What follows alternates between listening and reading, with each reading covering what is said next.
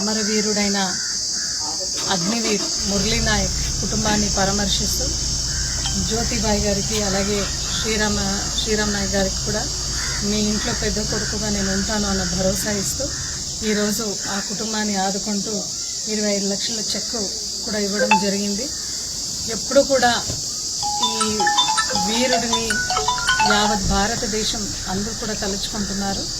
ఉగ్రవాది దాడిలో తన ప్రాణాన్ని అర్పిస్తూ ప్రజల్ని దేశంని రక్షించిన అమరవీరుడు మురళీ నాయక్ వాళ్ళ సాహసాన్ని ఆయన దేశభక్తిని ఎల్లప్పుడూ కూడా మేము గుర్తుపెట్టుకుంటాం. ఇంకా రాబోయే రోజుల్లో కూడా ఈ కుటుంబానికి ఖచ్చితంగా మేము వైఎస్ఆర్సీపీ పార్టీ అలాగే మన క్యాడర్ మన లీడర్స్ మళ్ళా జగన్మోహన్ రెడ్డి గారి ఆశీస్సులు ఎల్లప్పుడూ కూడా ఉంటుంది అని మీ అందరూ కూడా సమన్వయంగా చెప్పుకుంటూ మురళీ నాయక్ గారు చనిపోయినారు అని తెలిసిన వెంటనే ప్రప్రథమంగా పరామర్శిస్తూ జగన్మోహన్ రెడ్డి గారు నేను మీ ఇంటికి వస్తాను పరామర్శిస్తాను అని చెప్తున్నారు.